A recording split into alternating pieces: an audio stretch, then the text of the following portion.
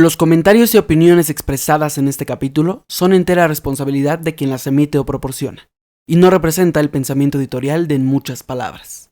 Se recomienda discreción. El suicidio ha tenido un aumento dramático recientemente a través de diversos factores. Cada año, miles de personas se quitan la vida en todo el mundo.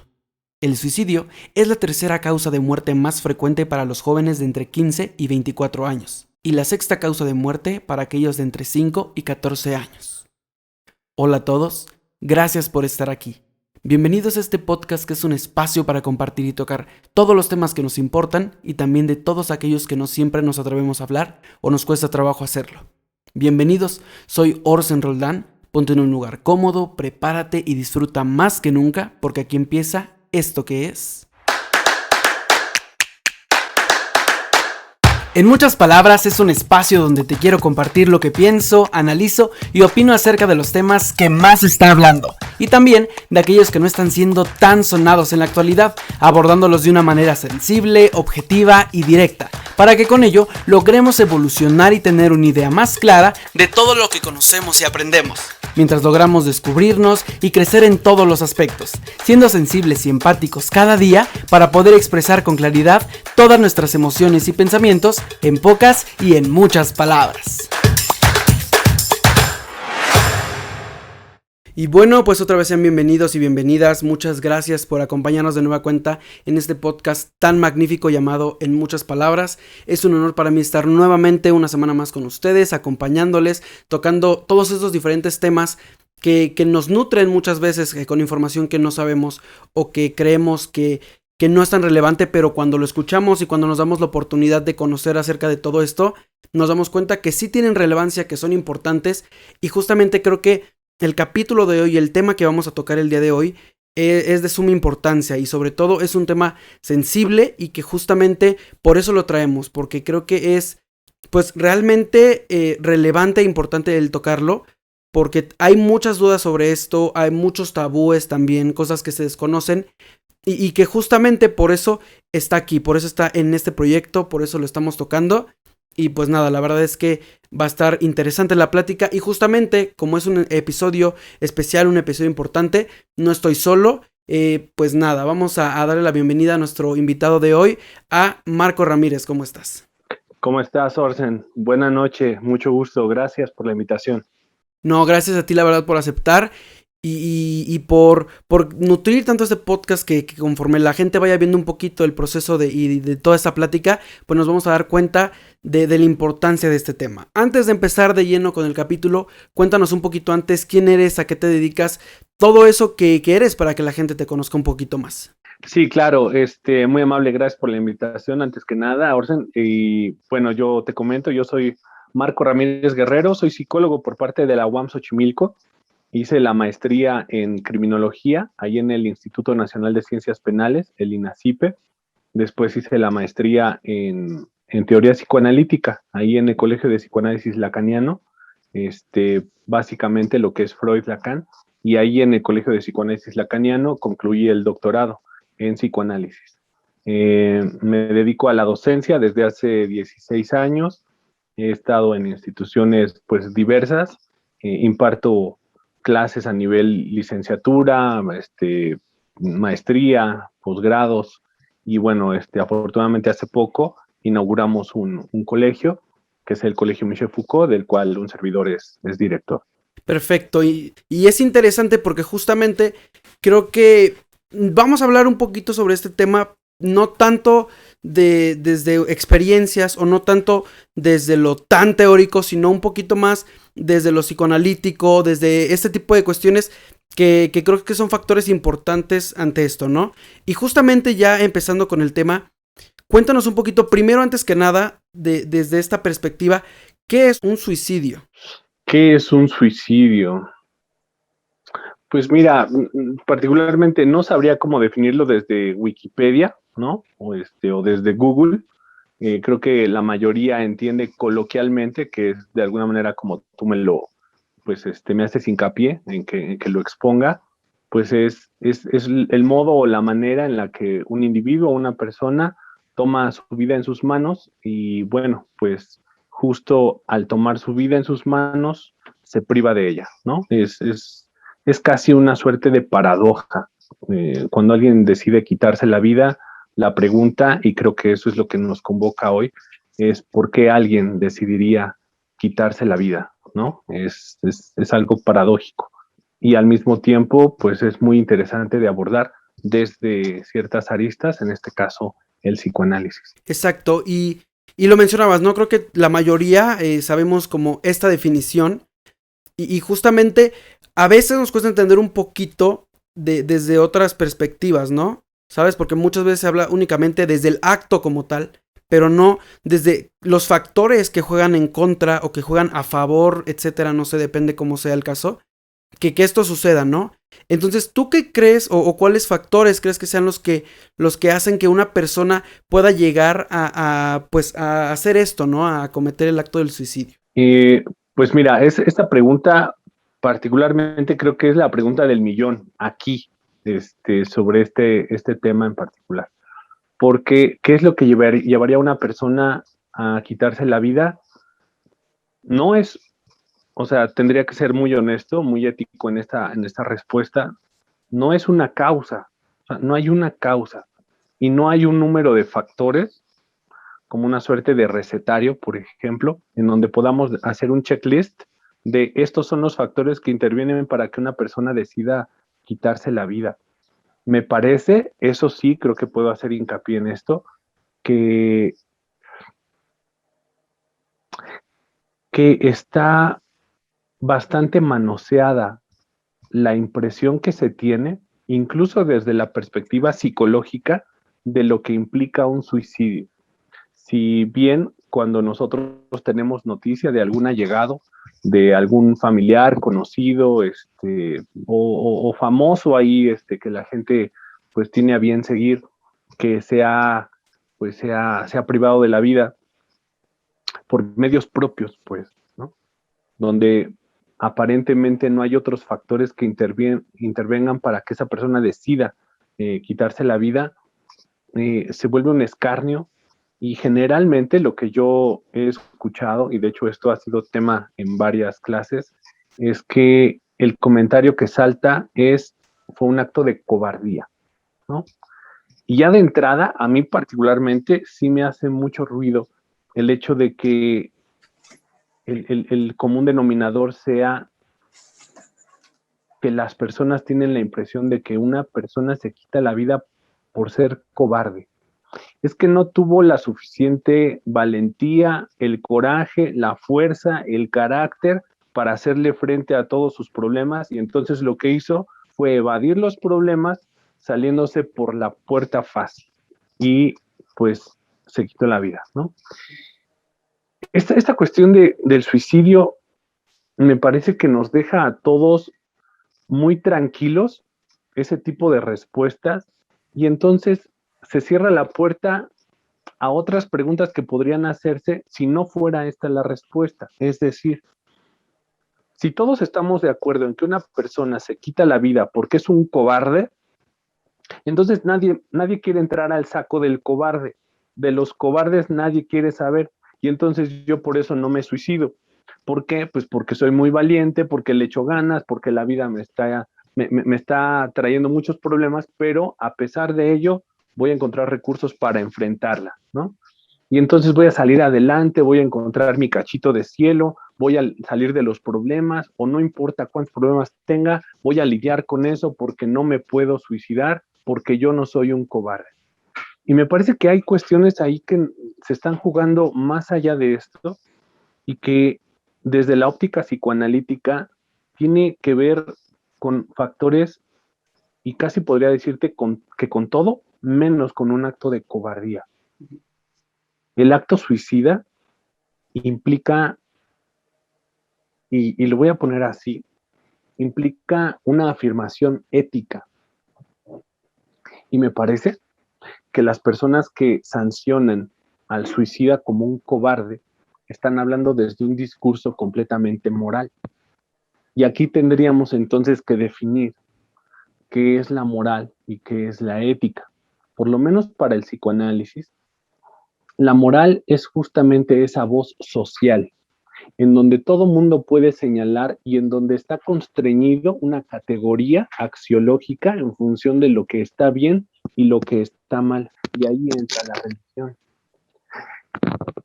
Todos sabemos, y esto no es ajeno, pues, que una cultura sienta sus bases y las solidifica en función de los paradigmas religiosos que tiene.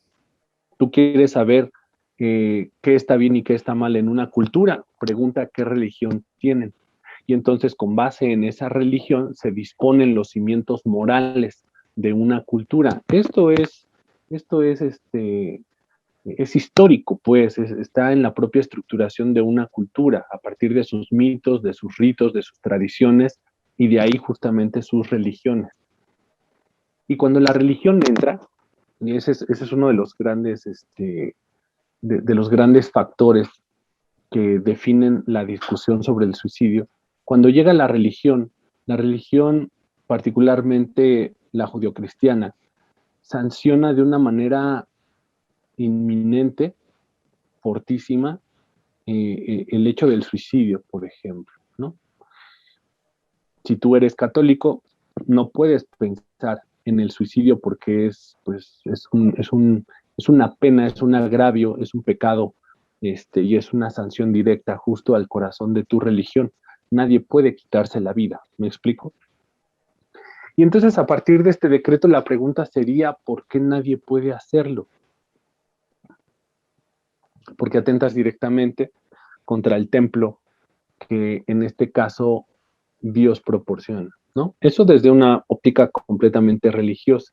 Sin embargo, estos paradigmas o estos estatutos axiológicos, moralistas, que están en función de categorías de bueno y malo, es lo que permea en una cultura y ahora sí la cultura va a hablar en función de estas categorías. Y la gente va a decir, es que quitarse la vida está mal, es que seguir luchando está bien. Y entonces es muy fácil discernir como este tipo de salidas, ¿no? O sea, o de direcciones. O estás bien o estás mal. Dicen por ahí que Dios aprieta, pero no ahorca, ¿no? ¿Cómo está, comadrita? Pues ahí la llevamos, comadre. Jodida, pero contenta. Pues ahí, ¿qué le cuento? Con muchas deudas, pero pues un taco de frijoles nos llevamos a la boca. Qué bueno, comadrita, me da mucho gusto. Y entonces ahora tenemos que celebrar que comemos frijoles, que Dios aprieta pero que no ahorca. Y este tipo de discursos y de lógicas, quiero aclararlo muy bien. Esto que un servidor está diciendo no es un discurso en contra de la religión misma, sino de cómo la cultura ha tomado ciertos discursos, los ha hecho suyos, y en esta sociedad mexicana tenemos particularmente este tipo de nociones, en donde ahora hay que dar gracias porque te está yendo mal. No podemos dar gracias de que te está yendo bien, no, sino de que no te está yendo peor. Te está yendo mal, pero no te está yendo peor, ¿no? Eh, es que me asaltaron, me dieron la golpiza de mi vida. Ah, pero no te mataron, bendito Dios. Es que me corrieron del trabajo, no te preocupes, Dios cierra una puerta, pero abre una ventana, ¿no? Entonces, este tipo de discursos que nos hemos generado como sociedad mexicana apuntan justamente a estar soportando un dolor en la medida en que tenemos que llevarlo a cuestas hasta que se termine tu vida y hasta que tu Dios decida eh, llevarte con él, ¿no? Eso desde una óptica completamente muy mexicanizada, pues. El problema del suicidio no es mexicano. El problema del suicidio hoy por hoy es global. Y entonces eso nos lleva a otro tipo de preguntas en donde no permea la sociedad mexicana, en donde no permea el catolicismo incluso. Entonces, ¿qué tipo de problemática, qué tipo de preguntas tendríamos que abrir para responder al suicidio? Para el psicoanálisis, el suicidio se convierte en un acto ético frente a una voracidad en donde la realidad es tan aplastante, es tan demandante, que el sujeto no, no comete suicidio por un acto de cobardía, no es por salir por la puerta fácil, sino justo es para encarar y hacerle frente a esa realidad que todo el tiempo lo está golpeando. Esa realidad en donde se le dice al sujeto, tú eres mío. Nada de lo que tú tienes, nada de lo que tú eres, te pertenece. Los padres ven a sus hijos y de pronto el hijo se está rascando sus genitales porque son sus genitales. La mamá se acerca y le dice, ¿qué tienes, hijo? ¿Te duele? No. Eh, ¿Sientes comezón? No. Ah. ¿Tienes algún problema ahí? No. Entonces déjate ahí. ¿Mm? Suéltate ahí. ¿Qué cochinada es esa? ¿Qué es eso de que al rato va a venir tu papá, te va a ver, ¿no? Y te va, o sea, vas a ver, o te lo va a cortar, o se te va a caer, o vamos a, oye, dile algo, porque al rato vamos a ir a la casa de mi mamá, ¿no? Y si hace eso delante de todos, entonces, ¿qué nos enseñan? Que tu cuerpo no es tuyo, que tu cuerpo no te pertenece, que tu pene no te pertenece, que tu vulva no es tuya, que tu cuerpo está fragmentado, está condicionado. Y entonces esa es la inauguración que se le hace al sujeto a la cultura. Una cultura justamente que sanciona, que golpea desde que somos recibidos, ¿no? Y entonces al ser recibidos tienes que ser un varón. Si tienes pene, tienes que ser varón, tienes que ser macho, tienes que ser hombre, tienes que ser bla, bla, bla, tienes que ser un caballero. Este tipo de discursos que hoy por hoy en algunos lados y en algunos espacios se han estado subvirtiendo, se han estado cuestionando y se están rompiendo estos paradigmas, estos estigmas en donde se decreta, ¿no? Que por nacer con un pene o una vulva tienes que ser tal o cual cosa. Están abriéndose ciertos espacios, pero no es, me parece que no es azaroso, es una búsqueda justo por la singularidad, es por tratar de romper justo ese cascarón en donde hemos sido encajados y en donde el sujeto históricamente ha sido encajado por los ciclos de los ciclos, ¿vale? Eterno, uno, un año tras otro año, y así de la palabra siglo, pues. Y entonces, ¿qué pasa? Que tenemos que romper estos discursos, nos abrimos, ahora hay comunidad LGBTTIAQ y puede marchar.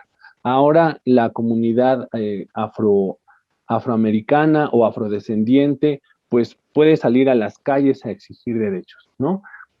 Ahora las mujeres pueden formar bloques y entonces apostarle, ¿no? A una unidad y a denunciar como nunca antes había ocurrido desde los años 70 que esto comenzó a tomar tanta fuerza. Eh, el problema está en que en teoría estamos encontrando espacios, en teoría somos más libres, en teoría tenemos más lugares como este para poder dialogar, en teoría ya no somos los que éramos. El problema está en que dicen por ahí, el futuro ya no es lo que era. Extrañamente, entre más avanzamos, más suicidios encontramos. ¿Qué, ¿Qué ocurre con estas realidades que terminan por golpearnos de una manera tan cruda que el sujeto tiene que hacerle frente de algún modo y lo hace a costa de su vida? Si el panorama es muy bonito, si las cosas están funcionando, si encontramos el American Way of Life, si destapas la felicidad Coca-Cola, si encuentras la familia Teletón, la familia Televisa, si todo está a un segundo, ¿no? de conexión, si somos territorio Telcel, si tu cuerpo es propiedad de Bengué, si las respuestas son inmediatas, si vivimos en una cultura del fast food, de no tenemos que esperar, si todo es inmediato, ¿Por qué entonces, el mundo se está reventando a sí mismo de una manera tan cruda como nunca antes había ocurrido?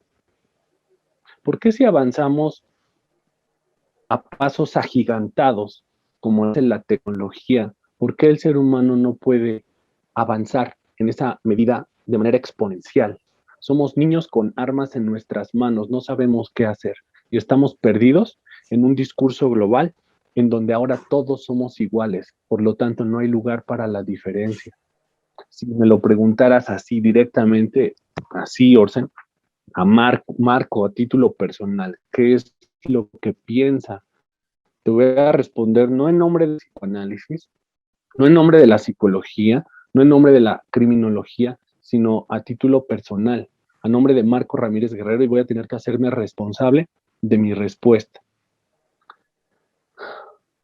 Particularmente creo que en un sistema y en una estructura ya globalizada como en la que nos encontramos,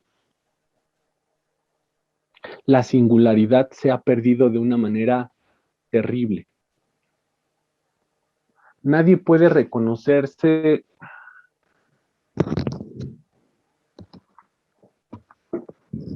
porque nadie tiene rostro, ¿sabes? Porque todos ahora no tenemos rostro.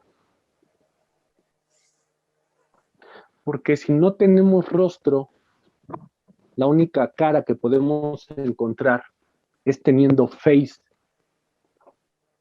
Y tener face solamente se da de manera virtual. Ahí tienes un rostro, ahí eres una persona. Si Facebook lo dice, entonces tú existes. Eres inexistente cuando sales a las calles porque no hay manera de que alguien pueda ver si sonríes, si te enojas. Todos tenemos ahora el mismo rostro y paradójicamente es un sin rostro. Todos tenemos que vestir lo mismo, comer lo mismo, hacer lo mismo, reírnos de lo mismo, porque si no, no estamos integrados en una realidad que es la misma. Ya no son varias realidades. Todos escuchamos reggaetón, comemos McDonald's y vivimos y habitamos en Facebook. Reggaetón, McDonald's, Facebook. Pareciera que entonces todos comiendo lo mismo, siendo lo mismo, haciendo lo mismo, no hay lugar para la diferencia. Y el problema está en que esta realidad ya ni siquiera habla, grita. Y entonces demanda que todos tenemos que estar dentro de los estatutos y las obligaciones globales, porque es tendencia. Y si es tendencia, todos tenemos que subirnos al tren del mame, del meme, de las ofertas laborales, tenemos que estudiar lo que todo mundo está estudiando. El suicidio aparece justo como una ruptura, como una disrupción, como una subversión y subversión, una forma de generar una versión propia de tu realidad, de decirle al otro, mi cuerpo es mío, ya no te pertenece, mi cuerpo es mío y lo voy a hacer mío. Y en el momento en el que lo hago mío, en función del suicidio, en ese momento en el que se pierde la vida, es el mismo momento en el que hago esa vida mía, completa y absolutamente mía. Es arrebatarle tu vida al otro. Y eso no es fácil. Mientras que todos pensamos que esa persona que comete suicidio es un cobarde, pues la pregunta yo la haría, ¿quién es más cobarde, no? ¿Aquel que toma su vida en sus manos o aquel que no se pregunta, que no se cuestiona, que sigue viviendo en una realidad completamente alienado,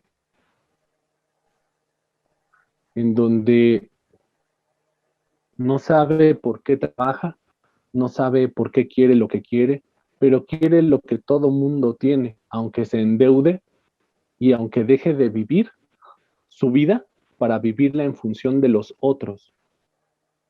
¿No te parece que eso ya es una forma de suicidio? Una forma de quitarte la vida, de renunciar a tu vida en aras de supeditarte al discurso de los otros. No hablamos de valentía, no hablamos de cobardía. Yo solamente dije que yo preguntaría quién es más cobarde, porque la palabra cobarde y los conceptos de cobarde están muy sobre la mesa, y hablo para aquellos que generan este tipo de enunciaciones. Particularmente, a mí no me gusta hablar de cuestiones de valentía, cobardía, positivo, negativo, bueno o malo. Son decisiones, y con base en esas decisiones hay consecuencias.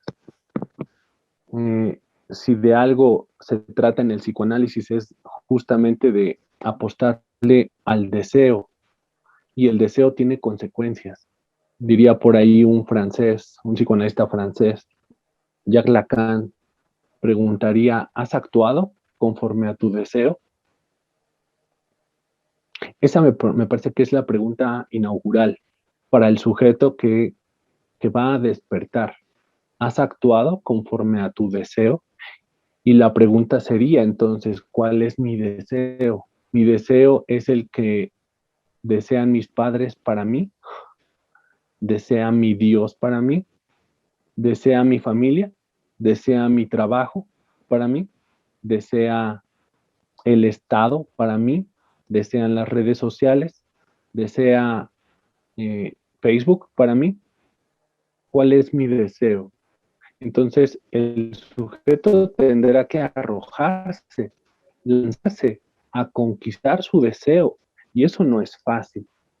Para el psicoanálisis, por eso no es sencillo, no es ir a una terapia de 3 sesiones, terapia breve y de emergencia, ¿no?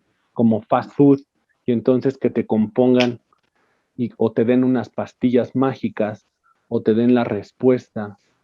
No es coaching, no es psiquiatría en donde te medican, es arrojarse, y toma tiempo y toma esfuerzo, y hay un costo un costo subjetivo eh, completamente evidente, en la medida en que al final el sujeto tomará esa pregunta en sus manos y tendrá que responderla de la manera más, más singular posible.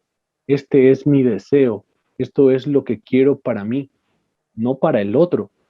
E incluso si dentro de eso está el suicidio, entonces que así sea. Muchas personas piensan que los psicólogos no quieren enfrentarse al suicidio.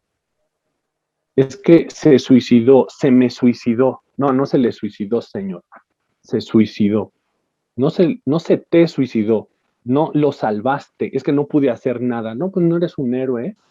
El que se suicida se hace cargo de su vida, y usted no tiene injerencia ahí. No se trata de andar por la vida salvando personas. Vaya megalomanía que tenemos, ¿no? De creernos héroes, porque entonces así Disney nos lo ha pintado, y andamos rescatando y abordando causas sociales.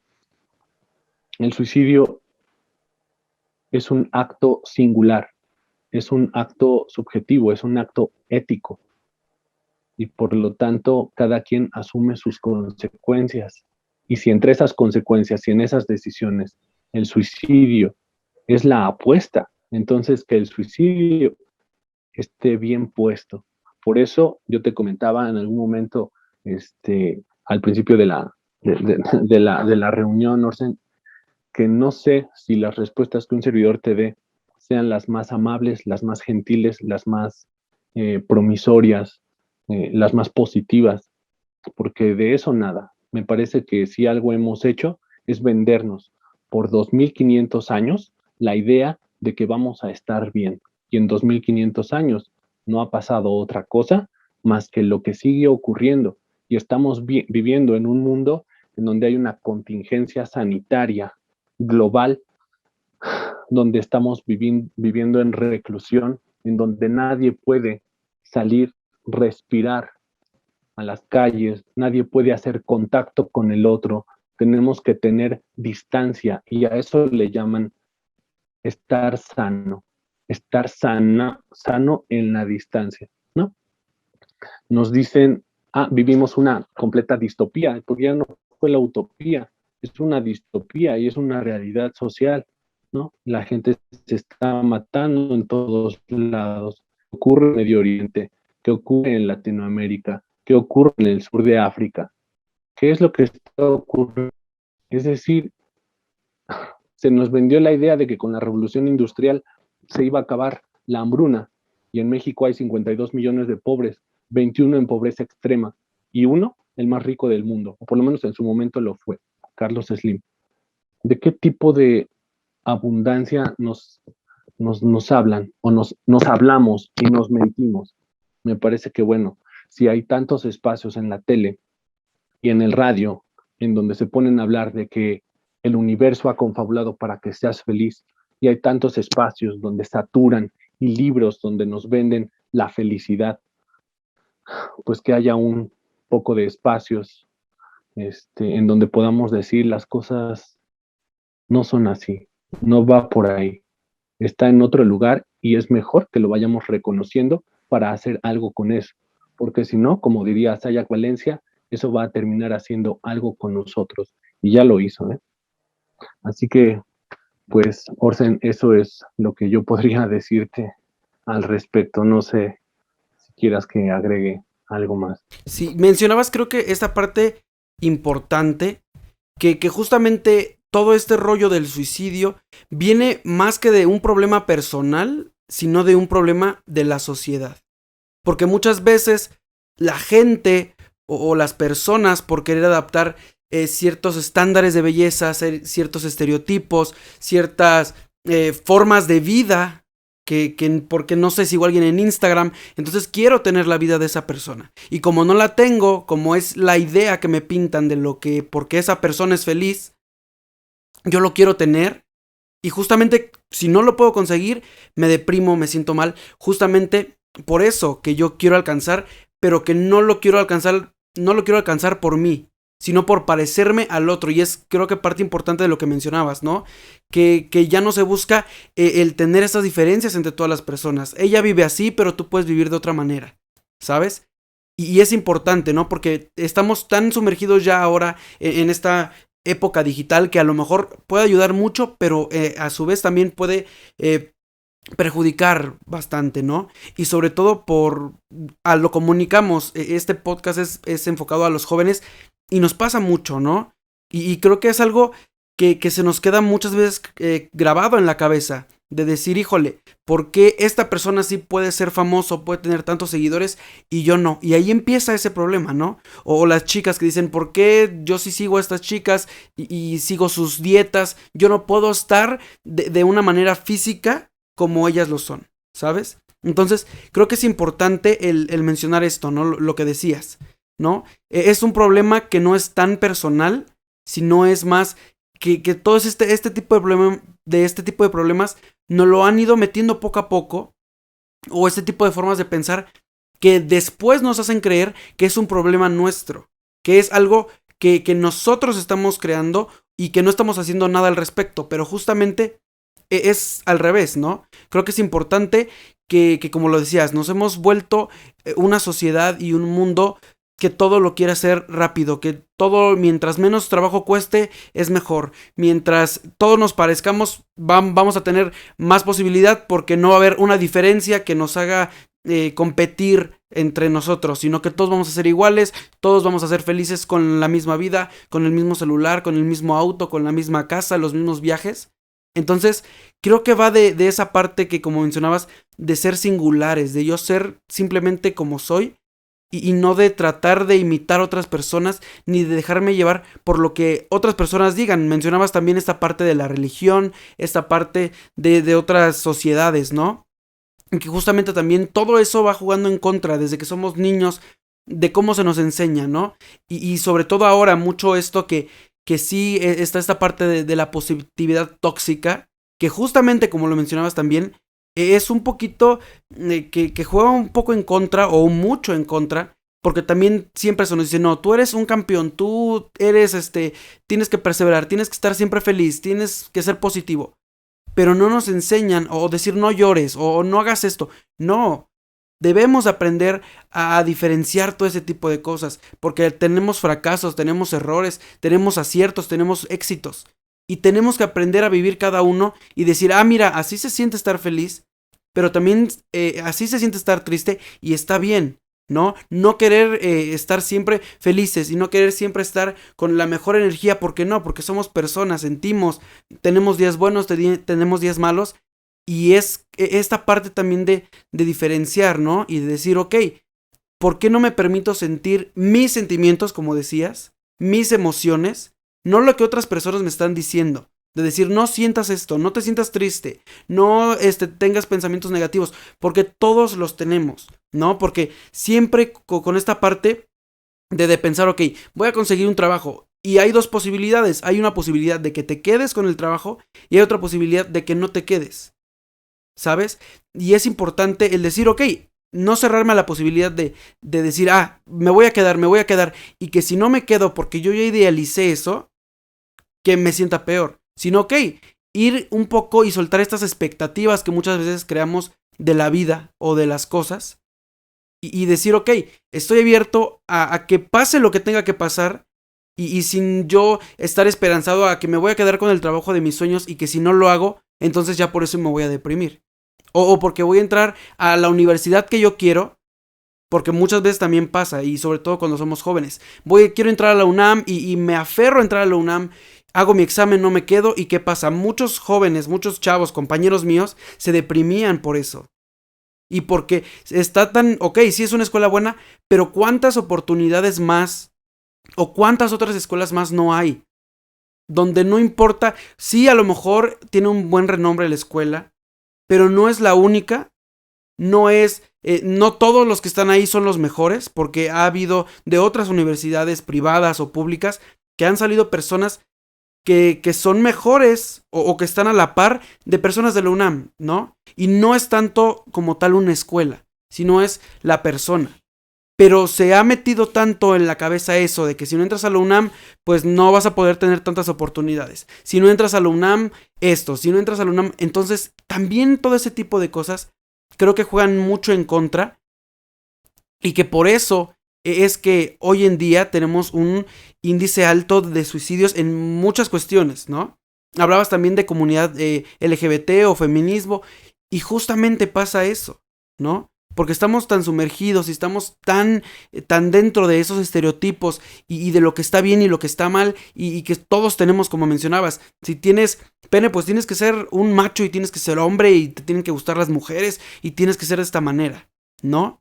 Pero no nos damos la oportunidad de decir, ok, ¿cuántas posibilidades, cuántos miles de posibilidades hay de yo poder ser diferente, de yo poder tener gustos diferentes o preferencias u orientaciones diferentes, ¿no? Es importante mencionar todo este tipo de cosas y sobre todo la importancia de soltar un poquito eso, ¿no? De yo como persona crear mi perspectiva de lo que quiero para mi vida, de lo que yo quiero generar para mi persona, para mi cuerpo, para lo mío, ¿no? Y no tanto dejarme guiar por lo que otras personas hacen, dicen o creen que se debe de hacer. Y porque todos somos felices de diferente manera, ¿no? Mencionabas también esta parte de que hay muchos libros y películas y documentales que te enseñan cómo ser feliz. Pero si nos damos cuenta, a ti te puede hacer feliz una cosa, aunque sea muy insignificante, y a lo mejor a mí me hace feliz otra cosa que igual es insignificante, pero es diferente a lo que a ti te hace feliz, ¿no? No todos tenemos que estar cortados por la misma tijera, de la misma forma, no. Todos tenemos caminos diferentes y eso es también parte de lo que nos hace falta entender para no sentirnos mal o no compararnos con otras personas, que es mucho de lo que nos hace y de lo que hace que las personas lleguen a este punto de decir, ok, ¿sabes qué? Yo no puedo ser igual que ellos, o yo no puedo pensar igual que ellos, o no puedo tener lo mismo que ellos, y por eso mejor decido apartarme de este mundo o quitarme la vida pero justamente es por todos estos problemas sociales pues, que tenemos hoy en día, ¿no? Sí, bueno, lo dices bien, solo que me gustaría precisar ahí algunas cuestiones, Orsen, que tal vez se puedan malentender o malinterpretar en función de lo que yo he comentado hace unos momentos. Tocaste 3 puntos, ahorita se me fue el tercero, la verdad, pero hay 2 cosas que me gustaría mencionar. Una, sería muy lógico pensar lo siguiente. A ver, Marco,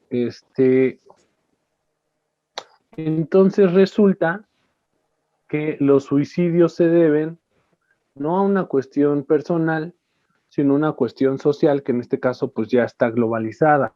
Entonces la culpa y los responsables del suicidio, ¿no? Tiene que ver justo con factores y elementos globales. No, no va para allá la posesión de un servidor.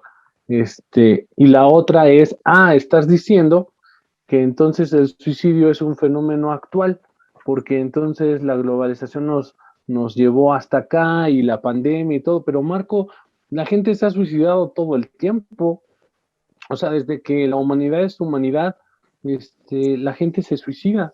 Y entonces, o sea, tú lo estás casi atribuyendo a un fenómeno completamente global, con esas características, estás perdiendo de vista que suicidios ha habido toda la vida. De entrada, uno, tendría que acotar que si algo estoy diciendo es que el suicidio es singular, es el caso por caso. Y justamente si algo me parece que pone sobre la mesa el acto suicida, es que no hay,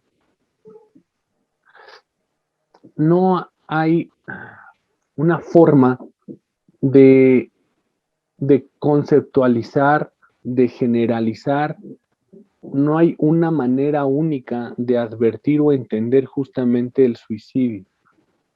El suicidio, los suicidios, que no existe el suicidio, ¿no? Tendríamos ya que comenzar desde ahí. No es el suicidio, son los suicidios, son los casos por casos, son las múltiples singularidades que se dan y en donde marco, en este caso, lo que estoy comentando, es por qué hoy en día hay una tasa tan disparada justo de suicidios que no se ha dado respecto de otras épocas, de otras historias, de otros momentos en el tiempo, ¿sabes?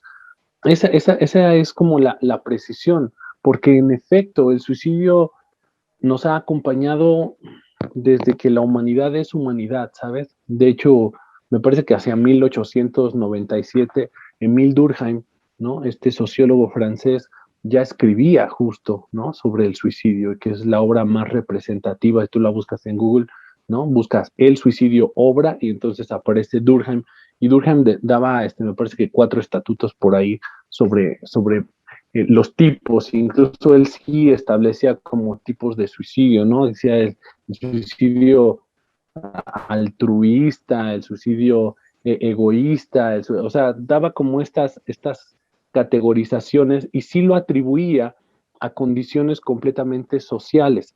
Incluso él mencionaba que los suicidios se incrementaban, y eso ya eran casi como estadísticas, se incrementaban en épocas o en periodos de, por ejemplo, de guerras. Lo escribe en 1897, me parece, ¿no? Y, o sea que no, imagínate que no vio la Primera Guerra Mundial y la Segunda Guerra Mundial, o sea, no se escribieron, ¿no? No se escribió este libro en la Primera Guerra Mundial, en la Segunda Guerra Mundial, en todo lo que ocurrió en las guerras, en la Guerra Fría, en todos los golpes de Estado aquí en Latinoamérica, o sea, ¿no? No observó Hiroshima, Nagasaki, Vietnam, la guerra del Golfo, de todo esto que está ocurriendo, o sea, todo esto que ya ocurrió justo en el siglo XX, eh, y en este siglo XX, o sea, suicidios hubo, pero a granel, ¿sabes? En el siglo XIX, suicidios a granel. Es decir, hay algo ahí que, hay algo ahí que culmina a los sujetos, a cada sujeto en su historicidad, a llevar a cabo justo y a tomar esta decisión. Por lo tanto, lo que no quiero es reducir esta explicación a que se entienda que es por efecto de un fenómeno global, social y externo. Las condiciones hicieron que las personas se suiciden, no. Porque incluso pensaríamos, bueno, ¿y por qué se suicidaban tanto en la Edad Media? No se habla de homosexualidad en la Edad Media. Extrañamente, casi, casi no había homosexuales en la Edad Media. ¿En serio no? ¿No había homosexualidad en la Edad Media? ¿No había, eh, no había lesbianas, homosexuales, no había bisexuales, no existía eso? Pero por supuesto que sí. Pero la época, por ejemplo, ¿no? El cristianismo, pues no permitía, con esta censura completamente global, ¿no? Que hubiera este tipo de aperturas. De ahí justamente el universo, una versión. No puede haber multiversos, no hay muchas versiones de algo, hay una sola versión. En los pueblos, por ejemplo, ¿no? Una persona que eh, generalmente es homosexual, por ejemplo, lo que hacen es que se casan y tienen muchos hijos para que el pueblo no especule. Y entonces, curiosamente, pues salió la opuesta, ¿no? O sea, ves personas que tienen muchos hijos, grandes familias, y entonces nadie dudaría de ellos. Y el infierno en el que viven, y después uno se pregunta, ¿y por qué cometió suicidio? Y lo hicieron en 1800, 1700, 1600, gente que no quería ir a las guerras, gente que estaba oprimida en sus familias, gente que vive, ¿no? En otra época, en otro contexto, en función de un padre o una madre que les dicen, tienes que estudiar esto, tienes que seguir el negocio de la familia, tienes que... Y entonces me refiero a este tipo de voracidad, ¿sabes? Este tipo de voracidad en donde hoy por hoy sí, claro, le encontramos de manera estentórea en las redes sociales, ¿no? En todos los medios masivos de comunicación, en la familia, en los amigos, en esta realidad que está tan revolucionada, pero, pero si lo llevamos a otros terrenos, a otras épocas, ¿no? A otras singularidades temporales, ¿no? Suicidios ha habido desde siempre, en todo momento, en todos lados. Lo decías tú muy bien, por ejemplo, hay gente en China, ¿no? Hoy por hoy que no entra a las universidades y la apuesta es esa, pues. O sea, tienen que entrar a las universidades y no entran. Y la tasa de suicidios es impresionante, de eso no se habla, pues, ¿no? En Japón me parece que incluso hasta hay un bosque que es famoso porque los jóvenes van y se suicidan. Y entonces es preguntarse hoy por hoy por qué estos grandes contingentes, ¿no? Eh, que en otros momentos no llegaban a dimensionarse de esta y a percibirse de esta manera. ¿Qué es lo que estamos haciendo con nosotros mismos, en generándonos estas realidades en donde todo tiene que avanzar tan rápido, donde no hay un momento para detenernos? Y la tercera, ya me acordé, en función de lo que decías, es que cada uno tendrá que decir qué es lo que quiero y aceptarse como es, ¿no? Decías, me acepto como soy como soy, pero me parece que no tendríamos que caer en estos falsos discursos que están en redes sociales y que se pregonan en todos lados, en donde yo soy como soy y que me acepten como soy y vivo la vida así. Entonces se toman la selfie y la suben y soy como soy. En serio, suena tan vacío. La pregunta no va por ahí, pues, ¿no? Ser como eres, pues la pregunta a resolver, y esa puede tardar toda una vida, es preguntarte quién eres. Y ahí la filosofía tiene mucho que decir, ¿sabes? O sea, en verdad me parece que hay una gran banalización de estas respuestas inmediatas, donde vivimos en un mundo de la información, no sé si del conocimiento, y dudo mucho que de la sabiduría, ¿no? O sea, hay una gran diferencia entre estar en una sociedad globalizada por la información, porque información, bueno, o sea, hay a reventar, que de esa información, ¿cuánto es conocimiento? Híjole, me parece que muy poco. De ese conocimiento, ¿cuánto de eso nos puede llevar a la erudición? Y de esa erudición, ¿no? O sea, yo preguntaría entre todo eso, bueno, ¿qué de eso nos lleva a la sabiduría? Porque sabiduría y erudición no es lo mismo, erudición y conocimiento, conocimiento e información. Tenemos, aparentemente tenemos todas las respuestas. ¿Y por qué si tenemos todas las respuestas, nadie puede responder esta pregunta inaugural? ¿Quién soy? ¿Qué deseo? No es mentira, pero en la experiencia de un servidor, una de las preguntas más comunes hoy por hoy es,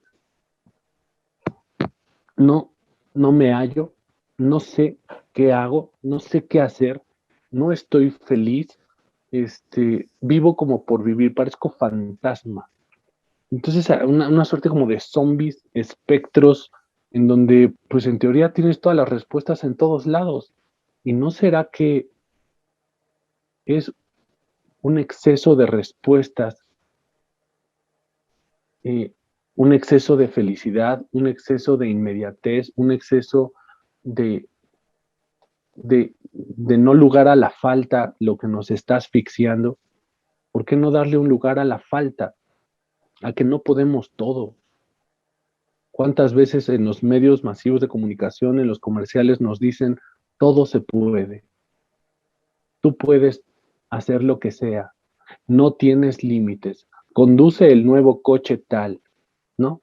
Ve a las fronteras, o sea, traspasando los límites, mayor alcance, ahora con nanotecnología de punta, ahora con micropartículas que hasta el detergente es inteligente, hasta el detergente tiene partículas inteligentes, ahora hasta la pasta de dientes tiene nanotecnología, los dientes más blancos de lo blancos que ya, o sea, ves el blanco, bueno, pues es más blanco.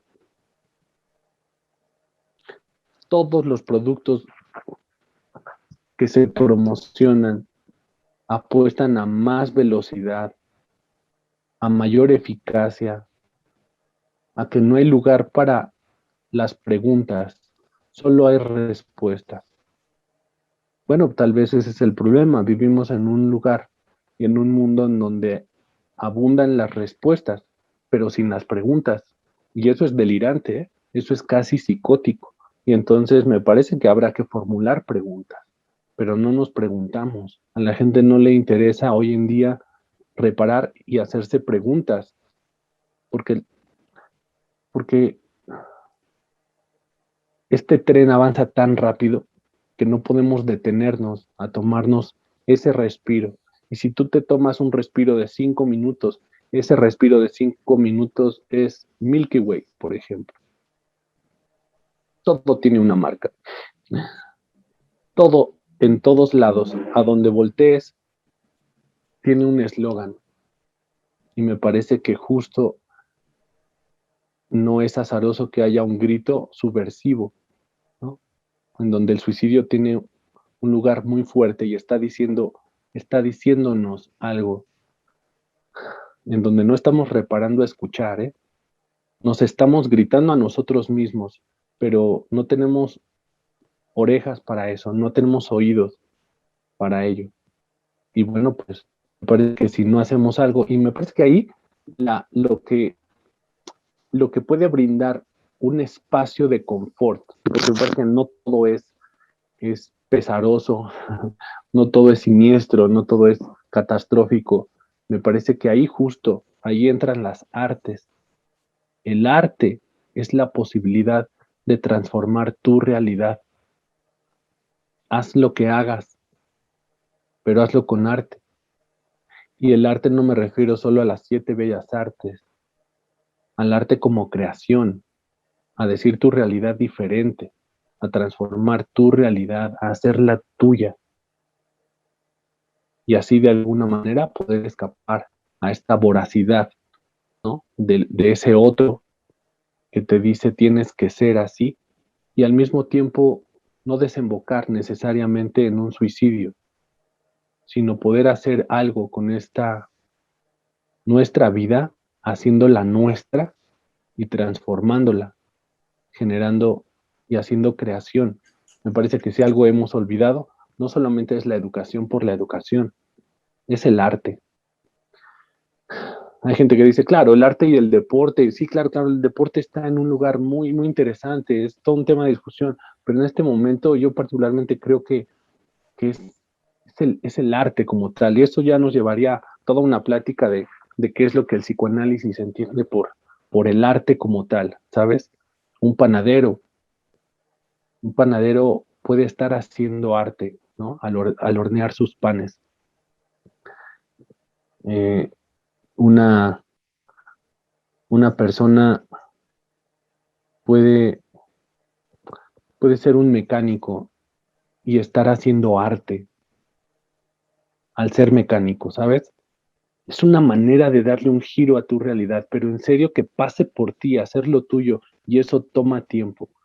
Es, es, es tan complejo, o sea, esa respuesta es tan compleja que, pues vaya, es muy fácil mencionarla aquí en una charla, muy amena, por cierto, pero, pero la respuesta es compleja, o sea, no es fácil, y cada uno tendrá que arrojarse justo a a ese infierno que es uno mismo, a, a encontrar sus propias respuestas, pero no sin antes hacer las preguntas adecuadas, ¿no? Así es, creo que mencionas todas estas partes importantes y justamente, ¿no? Como lo dices, no es algo que sea actual porque no es actual, ¿sabes? Sí, obviamente se ha hablado un poco más del tema, a lo mejor no tanto como mucha gente quisiera, a lo mejor sí, a lo mejor mucha gente no lo acepta todavía, no acepta que esté esta otra parte como tal del suicidio. Y justamente así como esto ha existido desde siempre, hay muchos otros factores o muchas otras problemáticas que también lo han sido, ¿no? Y justamente es esta parte de la importancia de decir, no es algo extraño, no es algo únicamente cobarde. Hay muchos factores que juegan en contra, como desde hace muchísimos años, y justamente lo mencionábamos. Y justamente esta parte lo tocamos de la parte actual porque es lo que nosotros estamos viviendo desde esta perspectiva, ¿no? Pero justamente también si nos vamos a mucho tiempo atrás, en cada época hubo esta parte de, pues sí, de los factores que jugaban en contra o de los factores que hacían algo para que una persona se suicidara, ¿no? Entonces, es como importante, ¿no? Lo hablamos ahora desde esta parte actual, que es lo que estamos viviendo, lo que nosotros podemos certerar un poco, ¿no? Porque a lo mejor, como decías, hay mucha información de lo que pasaba antes, pero no sabemos si fue así, si a lo mejor quien escribió esa información no puso todo como en realidad era. Entonces, va de esa parte de como mencionabas, ¿no? No solo quedarnos con esa información que tenemos, sino de ir más allá, de cuestionarnos, de decir, ¿cómo es que sucede esto? ¿No? Y que como decías, hay muchas preguntas que nunca vamos a poder entender o nunca vamos a poder responder de la manera correcta, porque justamente hay muchos procesos de diferentes formas o diferentes personas que tienen vidas diferentes, que tienen perspectivas diferentes. Entonces creo que es muchas veces este tipo de preguntas que son profundas y que son a veces de cierta manera un poco pues raras a veces, ¿no? El decir quién soy o cómo me encuentro, ¿no? Pero cada quien tiene una perspectiva y una opinión diferente sobre este tipo de cosas. Y justamente también hay perspectivas y opiniones diferentes ante el suicidio, que es lo que estamos tocando hoy, ¿no? Justamente, pues es básicamente cada quien va adaptando los términos, las experiencias, la información, a lo que cada quien pues va obteniendo a lo largo de sus vivencias, ¿no? Y justamente es importante tocarlo. Habrá quien esté de acuerdo o habrá quien pues esté un poco más arraigado a tu forma de pensar y habrá quien no, ¿sabes?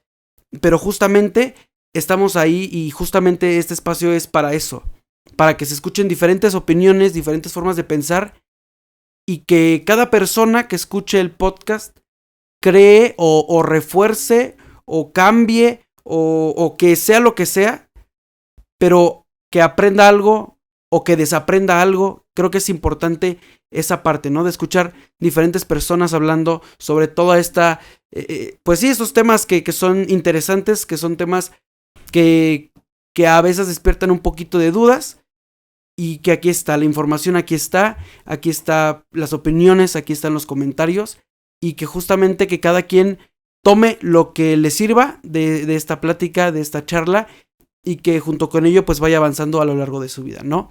Ya para ir terminando pues con este capítulo, danos un poquito de tu conclusión ante el tema, alguna recomendación, lo que tú quieras decirle a la gente que nos está escuchando hoy. Solo tomen pues su criterio, formúlense preguntas y si acaso algún tipo de consejo yo pudiera brindar sería, pues no le tengan miedo a la diferencia. Eso me parece que decirlo es muy fácil. De hecho, no me gusta porque termino cayendo como en estos estereotipos que yo critico tanto, ¿no? Vas para que te den consejos y pues no soy quien para estar dando consejos, pero me parece que si acaso algo se puede hacer, y por lo menos en mi caso así funcionaba cuando estaba mucho más joven, era encerrarme en el cuarto, poner música de fondo, pintar, dibujar, escribir, y, y es esta parte de encontrar espacios que hoy por hoy es muy difícil, ¿sabes? Encontrar. Pero creo que hay muchas opciones, hay muchas formas todavía para hacer espacios nuestros. Así que por tanto yo te agradezco este tiempo y este espacio que me brindaste para platicar un poco acerca de estos temas tan, tan, pues tan ríspidos, tan complejos, tan delicados. Orsen. Así es, no, la verdad es que gracias a ti, creo que de todo lo que comentamos y platicamos, creo que hay muchas cosas que podemos adaptar cada quien y que justamente es el objetivo de esto, ¿no? La verdad es que fue una charla, una plática que sirvió de mucho para generar mucha conciencia, para generar este tipo de cosas de ir un poco más allá, ¿no? Por lo menos yo me quedo con esa parte, ¿no? De crecer nuestro conocimiento, nuestra sabiduría, este tipo de cosas que mencionabas, y no solo quedarnos como lo que se nos muestra por encimita, que muchas veces está esa parte de, pues sí, que no vamos más allá, sino que únicamente me quedo con lo que se me da, pero yo no doy el paso a saber un poco más acerca de todo eso. Entonces la verdad es que el capítulo de hoy quedó increíble, me gustó bastante y te agradezco a ti pues por aceptar la invitación para estar en este podcast. Antes de terminar, cuéntanos un poquito más acerca de tus redes sociales. Justamente también el espacio está abierto para platicar sobre la red de escucha. Entonces pues el espacio es tuyo para que nos comentes dónde te puede encontrar la gente y nos comentes también un poco sobre esta red de escucha. Por parte del colegio Michel Foucault, pudimos aperturar una red de escucha en psicología. Brindamos atención psicológica gratuita, es por vía telefónica y hay un grupo pues de psicólogas y psicólogos que afortunadamente se unieron a este proyecto, con quien yo estoy muy agradecido y bueno, pues ellos pues hacen esta labor y tenemos ahí justamente la página. De hecho pueden ustedes buscar ahí en la página de Facebook, ahí Colegio Michel Foucault, o incluso también Red de Escucha en Psicología, y es por parte del Colegio Michel Foucault, y ahí encuentran este contenido, pueden hablar, si alguien lo desea y necesita encontrar un espacio para dialogar, no con el psicólogo del otro lado, sino consigo mismo o consigo misma, pues ahí está abierto este espacio y bueno, pues es uno de tantos proyectos que tenemos aquí en el Colegio Michel Foucault. Así es. Pues ya saben, si quieren conocer un poco más, igual van a estar apareciendo en las redes, en nuestra cuenta de Instagram también va a estar como toda la información acerca de esto. Y nuevamente para agradecerte que nos hayas acompañado, que hayas sido invitado y que hayas aceptado estar en este proyecto. De verdad, muchísimas gracias, estoy completamente agradecido. Y pues nada, también además de agradecerle a Marco, les agradecemos a todas las personas que nos escucharon hoy, que se quedaron hasta este momento del podcast. Gracias a todos los que nos siguen y los escuchan cada semana, que están fieles a los diferentes contenidos. Y que no solo eso, sino que dan like, que comparten para que este proyecto llegue a muchas más personas. Recuerden que nos pueden encontrar todos los miércoles, cada semana en las diferentes plataformas, Apple Podcasts, Spotify, Amazon Music, plataformas de audio o en YouTube, también en nuestro canal. Y seguirnos en nuestras redes sociales, @en muchas palabras, todo junto y con minúsculas, o en mi cuenta personal, @orsen.ra. Así que pues nada, recuerden que tenemos una cita la próxima semana para seguir hablando de todo este tipo de cuestiones. Y nos vemos muy pronto en esto que es En Muchas Palabras.